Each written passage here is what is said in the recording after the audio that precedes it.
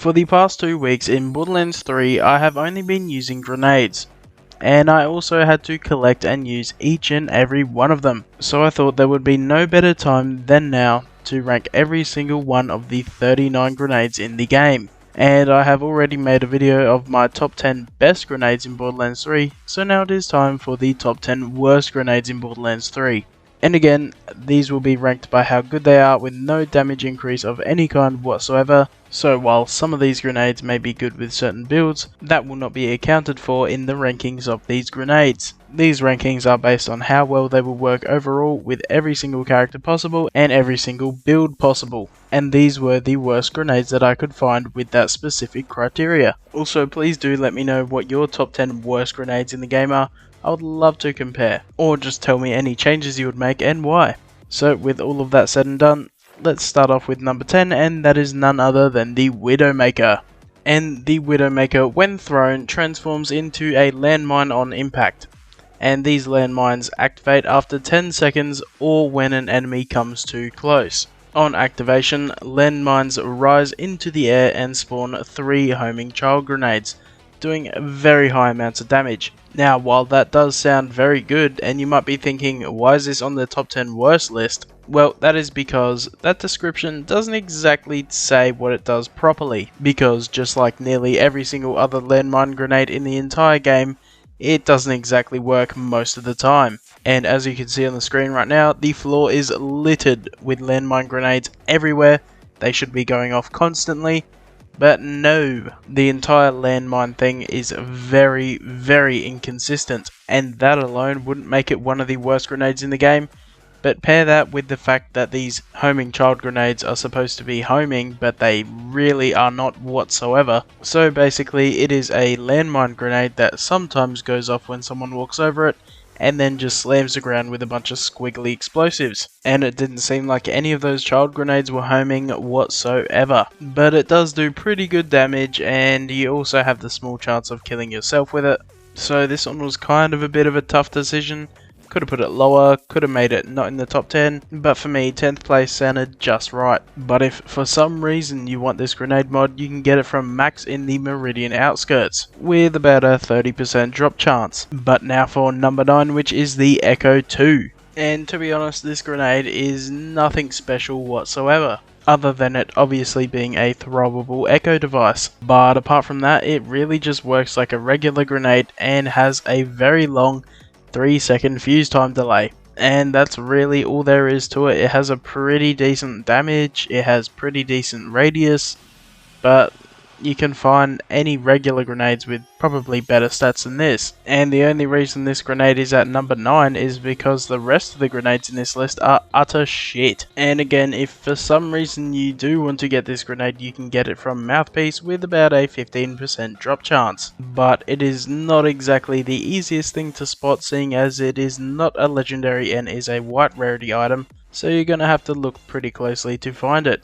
And now let's move on to number 8, which is the Transfusion. And this grenade's special ability is that when you throw the grenade, it explodes and sends out healing orbs that heal 120% of the health damage dealt. And most of the time you will find it with a prefix that gives you some sort of shield lifesteal, but you won't always find one like this. And to be fair to the grenade, it heals you quite a lot when you're actually using it. Well, unless if you're versing enemies that are purely shielded or purely armored, because then it won't work whatsoever. And while it is homing, which does help quite a lot, I'm just gonna say that every single transfusion grenade in this game is useless. Every single character that I've used in this game so far, not including Flak, who I haven't used yet, has a lifesteal skill, which for me kind of makes it so that this grenade is mostly useless. Why not just use a grenade that either increases your damage, or a grenade that can actually do massive damage? But those are just my personal thoughts on the grenade, and if you want it, you can get it from the Power Troopers while farming for the Surge. And for me, this grenade definitely fits in at number 8. But moving on to number 7, which is the Ultra Ball. And I really do wish that this grenade was better. If only it could explode with every single bounce, then it would be a top contender. But instead, when this grenade is thrown on impact, the grenade splits into 6 bouncing child grenades, which have a very cool, colourful flight trail. And I mean, it does do a little bit of damage on impact, but to be honest, it is more fun than anything, and you can kill enemies with this, but it's just going to be pretty damn tough. And if you want this grenade for yourself, you can get it with the Deluxe, Super Deluxe or Ultimate Edition of the game, or alternatively, you can get it from the standalone Toy Box pack, and it will be sent straight to your mail as soon as you get either of those things. But this grenade does get extra points for being kinda fun to use, so that is why it makes it into the 7th spot on this list. And now it is time for number 6, which is the Stormfront. And what an absolute fall from grace. In Borderlands 2, this thing was the go-to shield destroyer grenade mod. And in Borderlands 3, it basically kinda just tickles enemies and that's about it. And even against the most basic of enemies, it takes about at least 5 Stormfronts just to kill them.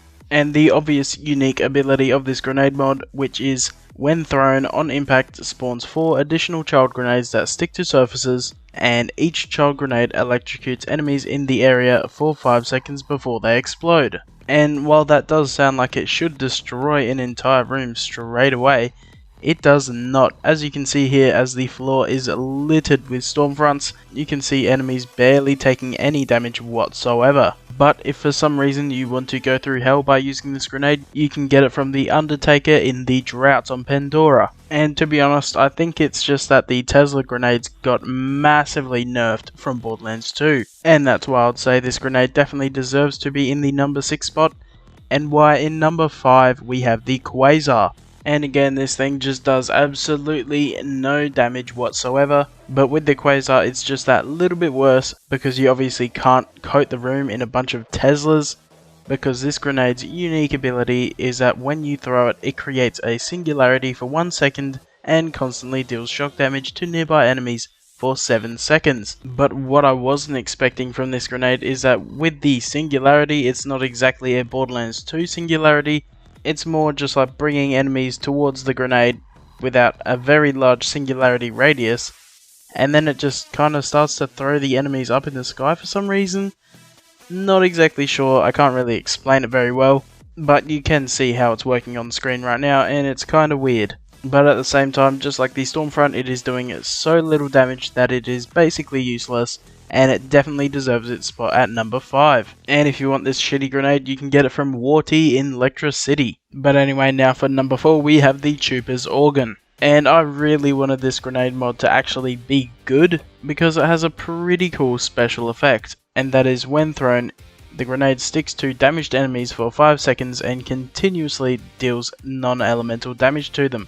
The non-elemental damage deals direct health damage, ignoring enemy shields, armor, and immunity phases, and this also heals the user for about 35% of the damage dealt. And there are a few major problems with this grenade mod, starting off with the fact that it comes in both Atlas and Hyperion, because you find the Hyperion one 67% of the time compared to the 33% you will find the Atlas one, and the reason you want the Atlas one is because it is homing instead of longbow, which is 10 times better for this grenade mod. And that isn't the worst problem here, but I would say the worst problem for this grenade mod is the terrible damage output. And while the Trooper's Organ does have the ability to go through some certain bosses' immunity phases, there's no real need for that to be an ability for the grenade, seeing as it will never do any substantial amount of damage to that boss, so it kinda just makes the whole immunity phase thing basically worthless. Unless if somehow it can deactivate the boss's immunity phase, but I couldn't see that when I was trying to use it, so I have no idea. I actually do love the grenade mod's special effect, I just hate how it doesn't do any damage for it to be useful in any way, which is a bit annoying. But anyway, if you want to get this grenade for yourself, you can accidentally find it while farming for the Nagata, which drops from the Chupacabra in Athenas with about a 15% drop chance. And personally, I would say this definitely deserves this spot, but if you decided to move it around anywhere on the list, I wouldn't blame ya. So now it is time for number 3, which is the NOG Potion number 9. And this grenade, when thrown, creates a small explosion on impact, and if this hits any enemy NOGs, it will make them fight for you for 12 seconds. And this, to be honest, is a pretty fun grenade to use if you're specifically fighting NOGs somehow, but apart from that, it is completely useless, and not even considering that NOGs rarely spawn in the first place. There is also the Mesmer grenade mod, which turns any enemy you hit with that grenade mod into someone who will fight for you for 10 seconds long. Also, I'm pretty sure that grenade works with NOGs as well, so yeah, it's not looking great at all for this grenade mod. And if that wasn't all bad enough, you also got the fact that this grenade does so little damage that you could find any white rarity grenade mod and probably do more damage with that. This grenade can only be obtained from the technical Knock-Out mission in the Meridian outskirts, and it can only come in the shock variety. So with all of that said, this is 100% deserved for this spot in the list. But now it is time for number 2, which is the Hot Spring. And the special effect that comes with this grenade is that when you throw it, it creates a healing area on impact that heals allies inside of it. And that's it. And this grenade is just utter shit. My first and main problem with this grenade is that it doesn't even heal that much health. And seeing how incredibly easy it is in this game to get a lot of lifesteal, this makes this grenade completely useless in nearly every single way possible in this game. Not to mention that it is a little bit of a pain in the ass to get, seeing that it only comes from the arms race game mode. And to be honest, I just think that healing grenade mods are completely useless in this game. And especially the Hot Spring, seeing as the Transfusion grenade mod heals you for way more than this one does. So in my eyes, the Hot Spring grenade is absolutely useless in every single way possible, and it definitely deserves the spot at number 2. But before we get to number 1, let's go over a few quick dishonorable mentions, and these are just the grenades that didn't make it into the top 10 but I still think are pretty damn terrible. And first up we have the Diamond Butt Bomb, which is basically just a homing butt stallion grenade mod, which has a rainbow trail and a rainbow explosion as soon as it impacts, and it also has a very low base damage. To be honest, it's pretty garbage, but it's also pretty funny at the same time because it is a homing butt stallion grenade mod, but apart from that, it probably would have been in the top 10 worst. And you can get this grenade in the Butt Stallion pack, which is included in the Season Pass, the Deluxe Edition, the Super Deluxe Edition, and the Ultimate Edition of Borderlands 3. And another dishonorable mention is the Cheddar Shredder. And if I could actually use this grenade, it probably would have been in the top 10 worst as well, but for some reason the Xbox doesn't let me buy the booster pack separately from the game, and you have to get it from the Deluxe, the Super Deluxe, or the Ultimate Edition of the game. And this grenade does have a very low damage output, which is also a rubberized grenade, which sucks as well, but you do get massive amounts of money from this grenade. So if you're low on money, then this might be the way to go. And the final dishonorable mention is the Red Queen. And this grenade splits into 2 bouncing grenades that link together, forming a long energy blade with fixed width. And this can actually hit critical hits with this grenade, so it does have a specific use for that, I guess.